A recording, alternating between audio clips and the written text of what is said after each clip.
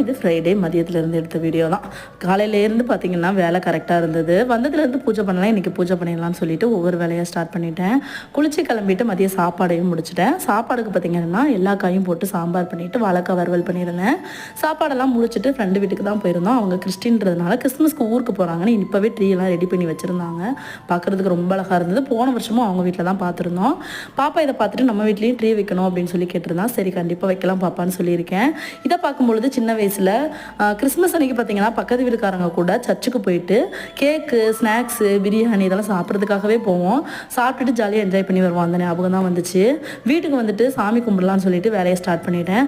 சிம்பிளாக பாயாசம் வச்சுருந்தேன். தண்ணியில் சேமியா வேக வச்சுட்டு அதில் சுகர் போட்டு கொதிக்க விட்டுட்டு ஆறுனதுக்கப்புறமா பால் ஊற்றிட்டு நெய்யில் முந்திரி திராட்சை தாளித்து ஊற்றிட்டோம் அப்படின்னா சூப்பரான பாயாசமும் ரெடி. வீட்டில் வந்து சூப்பராக மங்களகரமாக சாமி கும்பிட்டாச்சு. எத்தனை பேர் இந்த மாதிரி ஸ்நாக்ஸுக்காக சர்ச்சுக்கு போயிருக்கீங்க சின்ன வயசுலன்னு கமெண்ட் பண்ணுங்கள். இன்னொரு